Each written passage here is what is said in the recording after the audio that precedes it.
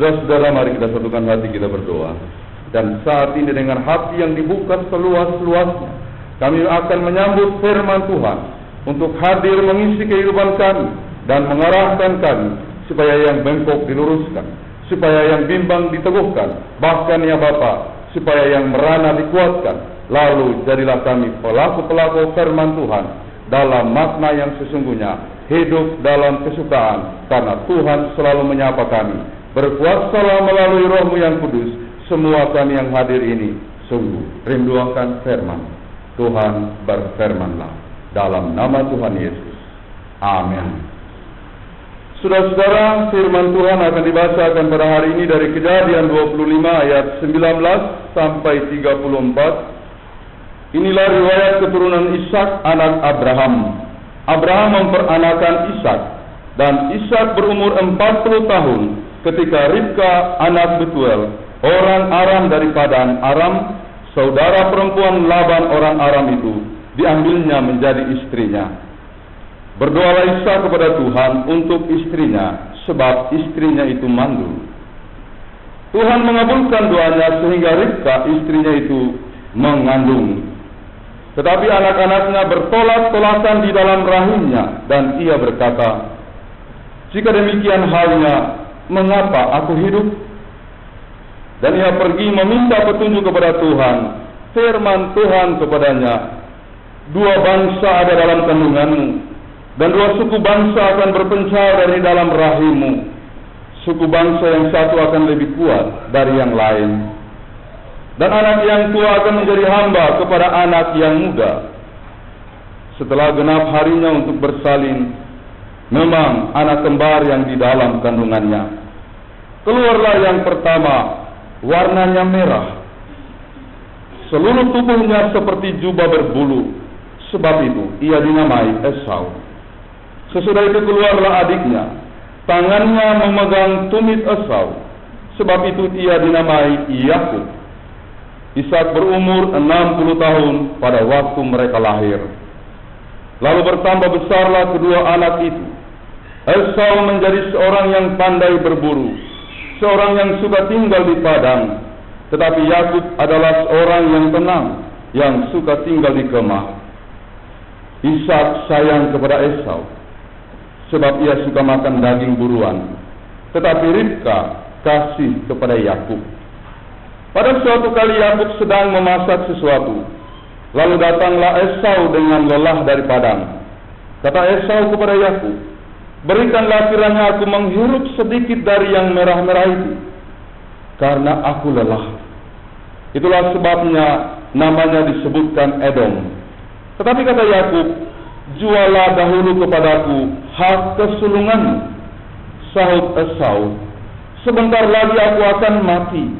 Apakah gunanya bagiku hak kesulungan itu? Kata Yakub, bersumpahlah dahulu kepadaku. Maka bersumpahlah ia kepada Yakub, dan dijualnyalah hak kesulungannya kepadanya. Lalu Yakub memberikan roti dan masakan kacang merah itu kepada Esau. Ia makan dan minum, lalu berdiri dan pergi. Demikianlah Esau memandang ringan hak kesulungan itu. Saudara-saudara, kita akan belajar pada hari ini mengenai Yakub dan Esau. Yakub adalah seorang gembala dan Esau adalah pemburu. Dengan jelas dinyatakan oleh Alkitab mengenai 2 talenta dalam diri pemuda itu. Ini berarti bahwa kita harus memikirkan anak-anak dalam suatu kacamata yang lain dari apa yang kita pikirkan selama ini. Mereka adalah anak dan pribadi dengan talenta-talenta masing-masing. Barangkali kita berkata bahwa Yakub dan Esau adalah anak kembar yang mungkin kemiripannya banyak, tetapi pada hari ini diberitahu kepada kita talenta mereka jauh berbeda. Yang satu menjadi pemburu, suka tinggal di ladang, dan yang lainnya adalah gembala, lebih tenang dan suka tinggal di rumah. Jangan paksakan apa yang ada dalam pikiran kita kepada anak-anak, dan kemudian jangan berpikir jikalau saya memiliki talenta harus begitu pula yang ada pada anak-anak. Alkitab dengan jujur memberikan kesempatan kepada anak-anak, kepada orang-orang yang berkembang menurut talenta-talentanya, dan mereka berkembang secara maksimal. Dan mestilah kita juga menjadi orang tua yang bijak untuk mengarahkan anak-anak berkembang menurut talenta-talentanya. kemampuannya adalah bijaksana bagi kita sebagai orang tua untuk meniti, bahkan juga untuk mengantar anak-anak melaksanakan kehidupannya menurut talenta-talenta yang ada pada mereka. Sebab sampai sekarang ini masih terjadi banyak orang tua yang memaksakan kehendaknya kepada anak-anak, sehingga mereka menderita dan tidak bisa hidup seperti yang sesungguhnya Tuhan maksudkan menurut talenta-talenta mereka. Saudara-saudara yang dikasihi oleh Tuhan, pada suatu kali Esau pulang dalam keadaan lapar, sebab ia tidak berhasil menangkap apapun pada waktu berburu. Ketika ia melihat Yakub memasak sesuatu, berkatalah ia kepada adiknya, "Berikanlah kiranya aku menghirup yang merah-merah itu, karena aku capek, karena aku lelah." Mendengar permintaan kakaknya itu, Yakub melihat peluang untuk mendapatkan keuntungan. Kata Yakub dalam ayatnya yang ke-31, "Jualah dahulu kepadaku hak kesulunganmu." Dan ternyata Esau lebih tertarik kepada makanan itu, sehingga ia merelakan hak kesulungannya. Itulah sebabnya dia berkata, "Apalah gunanya hak kesulungan itu? Sebentar lagi aku akan mati." Jadi Esau siap memberikan hak kesulungannya asal dia dapat makan. Saudara-saudara, tetapi Yakub tidak berhenti sampai di situ. Dia pikir, jika saya terima ini, saya harus pastikan jangan sampai Esau berubah pikiran. Karena itu apa yang dia lakukan? Kepada kakaknya ia berkata, "Bersumpahlah kepadaku." Dan karena itu Esau bersumpah. Dia makan, lalu pergi. Saudara-saudara, mari kita membayangkan hubungan kedua anak ini, bukan hubungan yang harmonis.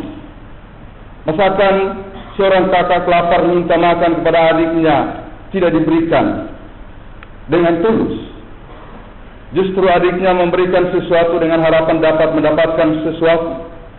Memang itulah kondisi keadaan mereka sebagai kakak beradik.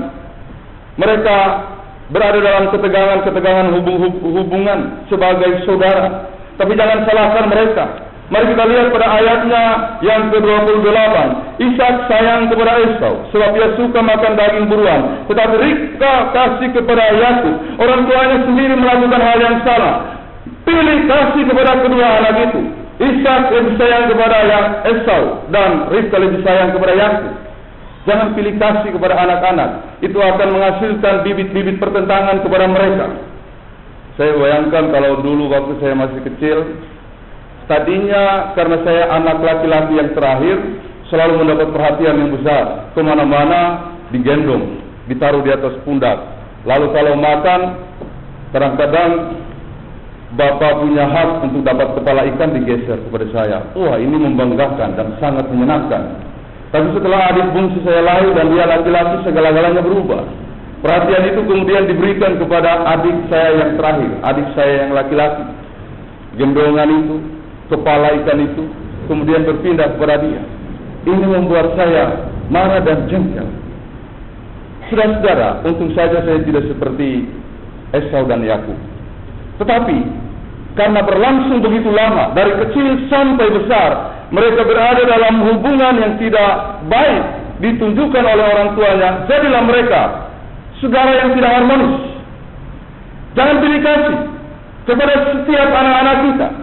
Mereka harus dibagi sama dalam mendapatkan kasih orang tua. Sebab itu akan menimbulkan hal yang negatif dalam kehidupan mereka di masa yang akan datang. Jadi ingat, mereka mengalami hal seperti itu bukan karena mereka sendiri maunya begitu. Ada pengaruh dari orang tua, dan itu seringkali menjadi fenomena kehidupan kita selaku masyarakat dan selaku manusia, terutama selaku keluarga-keluarga. Kadang-kadang pemberontakan anak bukan karena salah mereka, tapi karena kesalahan kita. Saudara-saudara yang dikasihi oleh Tuhan, bayangkan juga pada waktu lapar. Orang lapar memang harus makan. Cukup dimengerti kalau seandainya Esau dengan segala pengharapannya datang kepada Yakub untuk mendapatkan makanan. Dalam Amsal 27 ayat 7 dikatakan, orang kenyang menginjak-injak madu, tetapi orang yang lapar merasakan yang pahit menjadi manis. Orang yang lapar butuh makan, selalu akan berusaha untuk memenuhi seleranya. Tetapi yang terjadi, apa yang telah kita baca tadi, Esau kemudian melakukan kesalahan karena dia lapar. Dia melakukan sebuah kesalahan besar karena kelaparannya. Mengapa dalam Esau 6 dikatakan oleh Paulus supaya kita memiliki senjata-senjata rohani, dan salah satu senjata rohani itu adalah biarlah engkau berikat pinggangkan kebenaran, lindungi perutmu dengan kebenaran, lindungi perutmu dengan yang baik, lindungi perutmu dengan firman Tuhan yang benar itu. Karena Tuhan berkata, engkau tidak hanya hidup dari roti lahiriah saja, tetapi engkau juga hidup dari firman Tuhan yang adalah roti kehidupan. Saudara-saudara, kita akan melihat suatu masalah dalam kehidupan Esau setelah apa yang dia lakukannya itu. Ini menarik untuk kita simak. Seringkali terjadi dalam kehidupan kita. Tidak ada yang benar dan tidak ada yang salah yang harus dipersalahkan banget dulu dalam kehidupan kedua anak ini. Bagi saya dua-duanya salah. Dua-duanya tidak ksatria sebagai seorang pribadi dan pemuda. Pada satu pihak, Esau terlalu meremehkan hak kesulungan dan menjualnya bagi Yakub dengan harga yang sangat murah pula. Hak kesulungan adalah anugerah yang tidak boleh dilepaskan, saudara-saudara. Pemberian Tuhan yang nyata bagi setiap orang yang lahir pertama kali dari rahim ibunya. Sama halnya dengan orang Kristen. Kita diberikan hak tertentu yang sangat istimewa. Hak sebagai anak dan juga sebagai ahli waris. Tapi apa yang terjadi? Seringkali kita remehkan, seringkali kita buang, seringkali kita abaikan. Apalah artinya kesulungan saya? Apalah artinya hak saya sebagai anak? Apalah artinya saya percaya pada Kristus? Gara-gara mau mendapatkan sesuatu, kita jual keanakan kita. Kita jual posisi kita sebagai ahli waris kerajaan surga. Kita menjual demi sesuatu, demi sesuatu nafsu, demi sesuatu pangkat, demi suatu pekerjaan.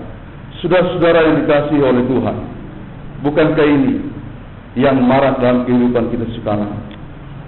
Dengan mudah kita tinggalkan, kita lemparkan hak-hak kita sebagai anak Tuhan dan juga sebagai ahli waris. Nah, Yakub keliru karena telah melakukan hal ini. Tetapi pada pihak lain, Esau, Yakub juga salah karena ia memanfaatkan kakaknya. Ia memanfaatkan mencari kesempatan dalam kesempitan. Tahu kakaknya lapar, dia mencoba menjadikan itu sebagai peluang untuk mendapatkan sesuatu. Saudara-saudara, siapa yang hari ini berkata bahwa apa yang dilakukan oleh Yakub adalah benar, maka itu akan menjadi virus yang akan membengkokkan perjalanan kehidupan beriman kita. Itu akan menjadi satu kekuatan untuk membenarkan korupsi yang dilakukan oleh orang Kristen benar, kemudian penyimpangan yang dilakukan oleh orang Kristen benar. Yakub salah, sangat salah, tidak bisa dibenarkan. Siapa yang akan mengatakan dia benar?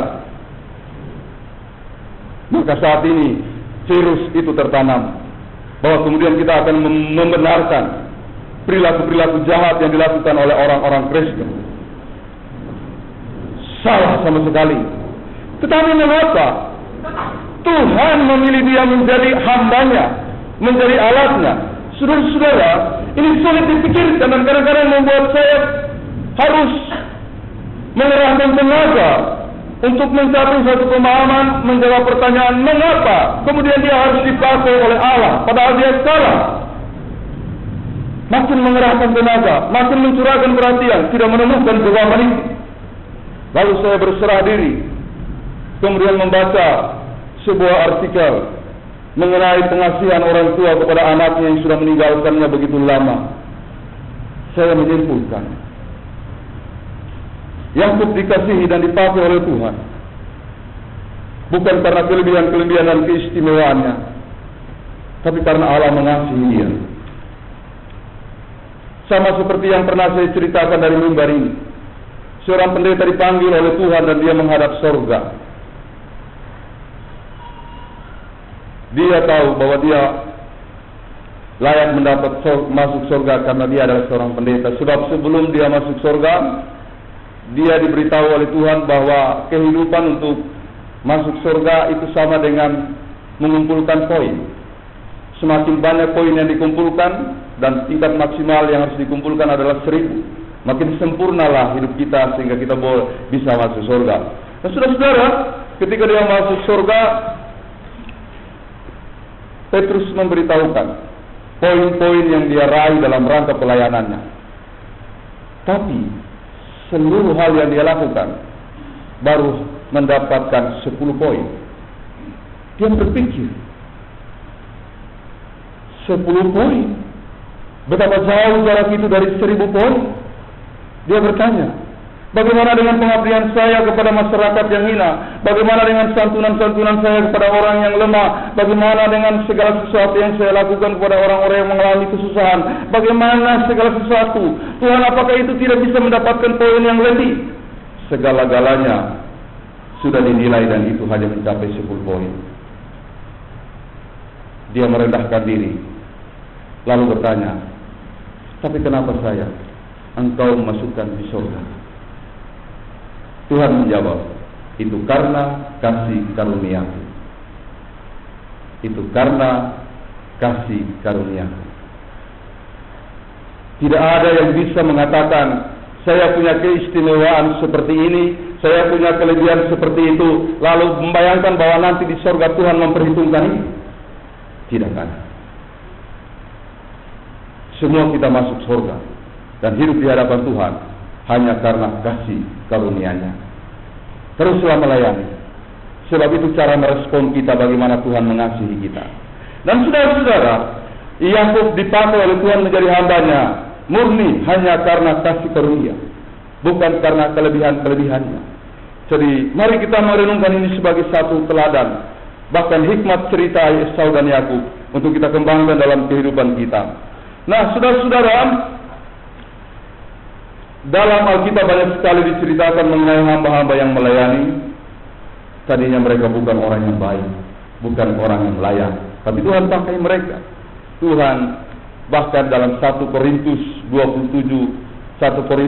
ayat 27 dikatakan, Tuhan pakai orang-orang yang tidak berhikmat dan orang-orang bodoh untuk mempermalukan orang-orang yang berhikmat, yang merasa dirinya lebih, yang merasa dirinya sangat pandai. Itu berarti walau kita berdosa, dan saat ini walau dosamu merah seperti kerusi, barangkali kita menyesal karena suatu hal yang kita lakukan begitu bejatnya, begitu menyusahkan orang lain, Tuhan bersedia memberi pengampunan jikalau kita mau datang kepadanya. Tuhan bersedia memberikan kelayakan kepada kita jikalau kita mau berseru kepadanya. Hikmat ini sangat indah untuk kita ambil dari pelajaran hari ini, dari kisah Yakub dan juga Esau.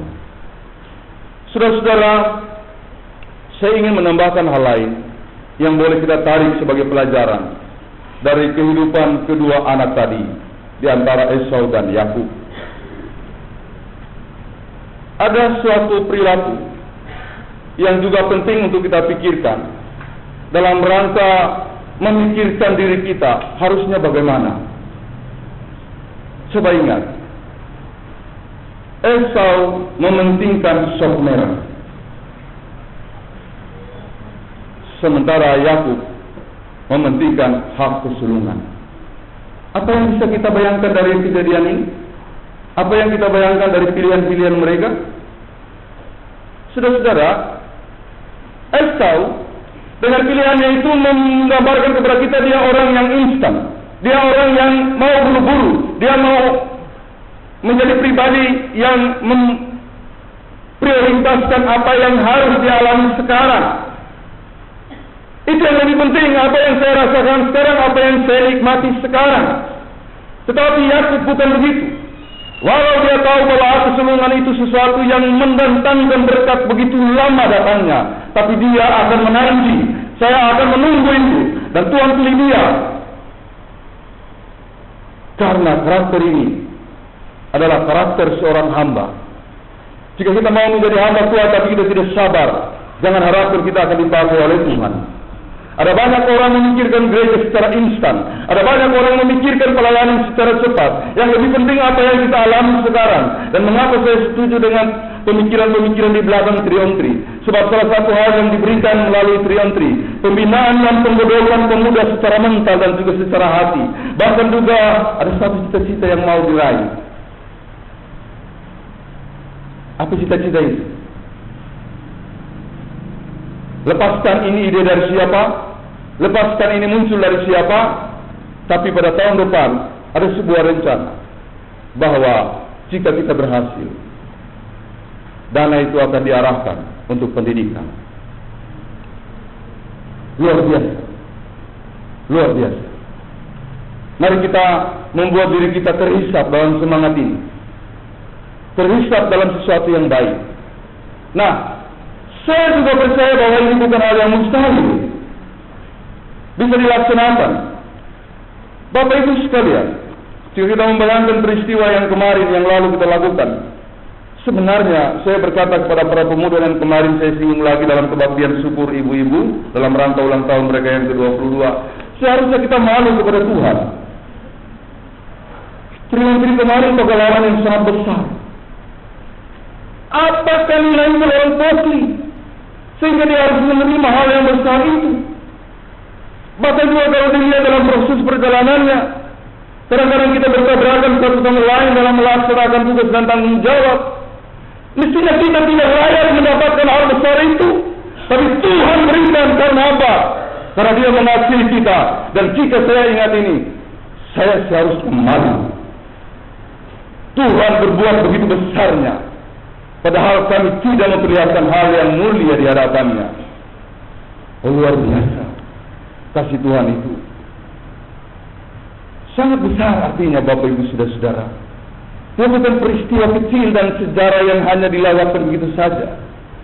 Jika orang berhikmat, dia akan melihat itu sebagai peristiwa iman yang sangat dahsyat, yang harus membuat dia terkagum-kagum lalu siang dan malam berkata seperti pemazmur, aku mau menceritakan perbuatan-perbuatan ajaib Tuhan di seluruh waktuku. Aku mau menceritakannya selagi aku ada. Luar biasa. Saudara-saudara, Esau bukan orang sabar. Dan Tuhan tidak pakai orang yang tidak sabar. Esau, Tuhan pakai Yakub. Karena dalam diri hamba itu, dia boleh membangunnya. Sebab dia mementingkan bukan yang sesaat, tapi sesuatu yang jauh di depan. Saya sudah sampaikan cerita ini berkali-kali, tapi berhubungan dengan renungan ini saya akan sampaikan lagi. Seorang raja sudah sangat tua, dia ingin mencari penggantinya. Dia memanggil anak-anaknya yang berjumlah 3 orang. Pergilah ke atas gunung, demikian perintahnya. Carilah sesuatu yang paling baik dan paling menarik untuk aku. Siapa memberikan yang paling menarik dan paling baik, dia akan dipilih menjadi penggantiku.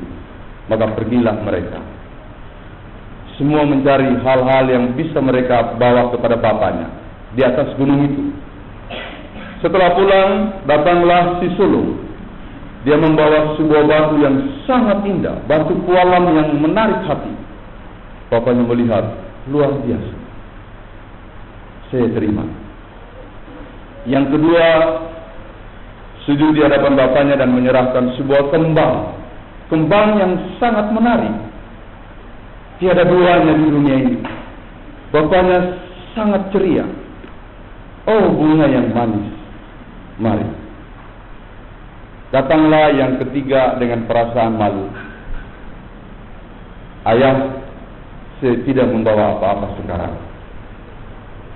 Tapi tadi waktu saya berdiri di puncak gunung yang tinggi, saya melayangkan pandanganku ke berbagai daerah. Lalu di arah utara, saya melihat ada lahan yang subur. Ayah, izinkan saya ke sana. Saya akan olah lahan itu. Setelah berhasil, saya akan menjumpai ayah memberikan hasil panenku. Ayahnya bilang saat itu juga, engkau penggantiku. Engkau pikirkan hal-hal yang jauh di depan. Engkaulah pemimpin yang sejati. Mari kita pikirkan hal-hal yang jauh ke depan. Jangan cuma mementingkan hal sesaat. Karena hal sesaat kadang mengecoh kita dan membuat kita jatuh. Tuhan